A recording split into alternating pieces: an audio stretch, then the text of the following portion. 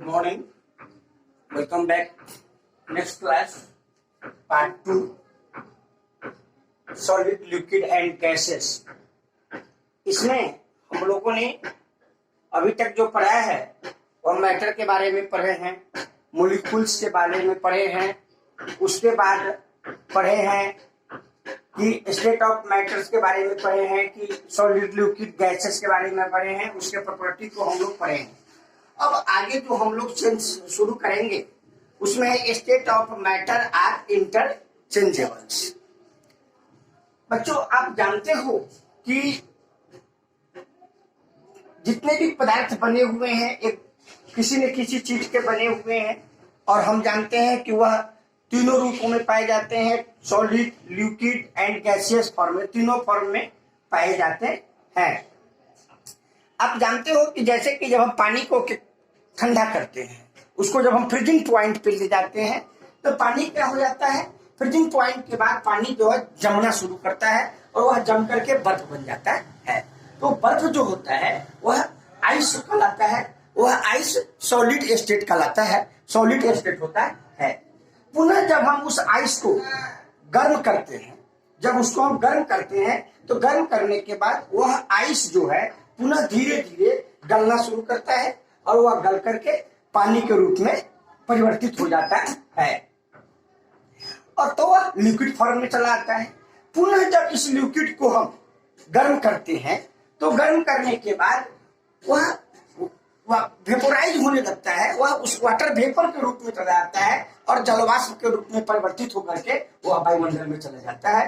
तो इस तरह से हम लोगों ने इस चैप्टर के अंतर्गत कुछ एक्टिविटी भी शेयर कर रहे हैं। बच्चों, आप घर पे बैठ करके इस एक्टिविटी को तैयार करेंगे, इसे बनाएंगे, और उसके बाद जो भी कोई समस्या हो आपको इसमें, आप हमसे संपर्क कर करके पूछ सकते हैं। उसके बाद हम लोग शुरू करेंगे a state of matter are interchangeable, कि जो किसी भी पदार्थ के स्टेट जो होते, गुण जो होते हैं वह हमेशा क्या होते हैं, बदलते रहते हैं। तो solid, liquid and gas are interchangeable state, या बदलते रहते हैं। We have already studied about the 3 form of water. हम लोग पानी के 3 फॉर्म को पढ़ते हैं, सॉलिड फॉर्म ठोस, उसमें क्या होता है आइस, लिक्विड फॉर्म पानी, और गैसियस फॉर्म में हम लोग वाटर वेपर पढ़ते हैं। तो यहाँ पे हम लोग पढ़ेंगे आइस। आइस जो है वह सॉलिड फॉर्म में है।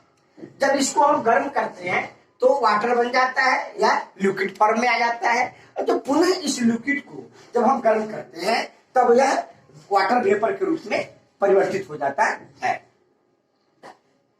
तो कहने का मतलब है कि पदार्थ एक अवस्था से दूसरे अवस्था में परिवर्तित होते हैं, चाहे वह हीटिंग के कारण हो या कूलिंग के कारण हो, या उसको गर्म करने पर उसकी अवस्था में परिवर्तन आता हो या ठंडा करने पर उसकी अवस्था में परिवर्तन आता हो, कि वह एक स्टेट से दूसरे स्टेट में जब हम बदलता है तो उसके लिए हीटिंग और कूलिंग का होना आवश्यक है।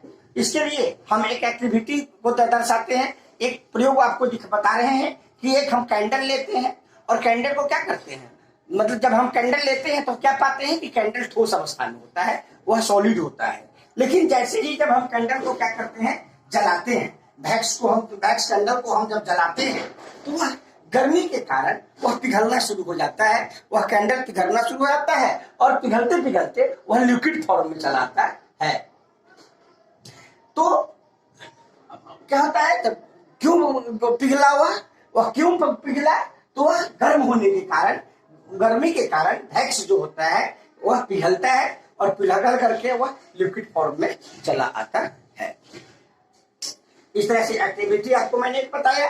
उसके बाद कि एक आपको चीज मैं और एक्टिविटी बता रहा हूं कि क्या होता है जब हम चीनी को पानी में मिलाते हैं, तो क्या होता है, जब चीनी को हम जब पानी के अंदर घुलाते हैं तो चीनी पानी के अंदर पूर्ण रूप में क्या होता है, मिल जाता है। क्यों मिल जाता है, आखिर पानी में वो क्या जगह होता है क्या कि जो चीनी पूर्ण रूप में उसमें घुल जाता है और पानी का लेयर भी नहीं बढ़ता है।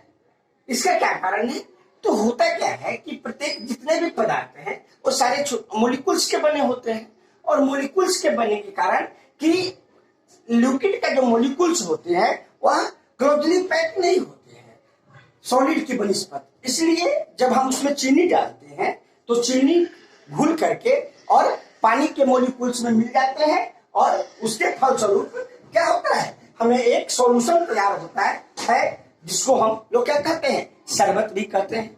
हम लोग उसका उपयोग करते हैं, पीने के रूप में शरबत का उपयोग करते हैं।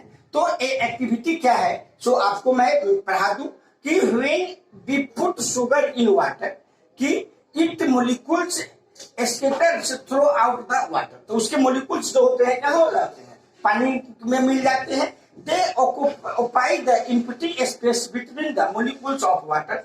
और पानी के जो बीच में जो स्पेस, मोलिकुल्स के बीच में जो खाली स्थान होता है उस स्पेस को क्या करता है, भरने का काम करता है।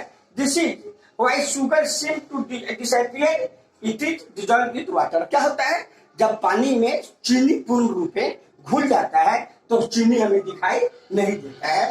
The sugar solution does not look different from pure water. और होता क्या है कि जो पानी का रंग होता है और जो शुगर सॉल्यूशन होता है लगभग दोनों का मतलब कि रंग जो होता है वह एक समान होता है उसका, लेकिन स्वाद में अंतर होता है। तो एक का स्वाद फीका होता है और दूसरा का स्वाद क्या होता है, मीठा होता है। कहता है कि now compress the volume of the solvent and the solution. This activity show the volume of the solution is almost same as the volume of the solvent. इस एक्टिविटी से हम यही सीखते हैं, हम यही पाते हैं कि वॉल्यूम ऑफ सॉल्वेंट जो होता है वह बराबर होता है वॉल्यूम ऑफ सॉल्यूशन के।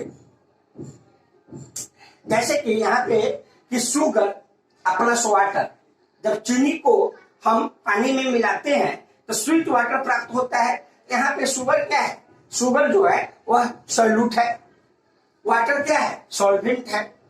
तो सॉल्यूट किसे कहते हैं, जो किसी चीज में घुलता है वह सॉल्यूट हुआ, जिसमें घुलता है वह क्या होता है, सॉल्वेंट कहलाता है। और जो बनकर के तैयार होता है उसे हम क्या कहते हैं, सॉल्यूशन कहते हैं। तो इस चैप्टर में हम लोगों को इतना ही पढ़ना था। इसके बाद मैं इसके साथ आपको मैं क्वेश्चन ऑब्जेक्टिव का क्वेश्चन आंसर सेगमेंट कर रहा हूं। उसके बाद मैं अन्य सारे आंसर द फॉलोइंग क्वेश्चन ये सब सेगमेंट करेंगे। आपके कुछ तरह का परेशानी हो आप हमें फोन करके हमसे कांटेक्ट कर सकते हैं। आज के लिए इतना ही, खत्म।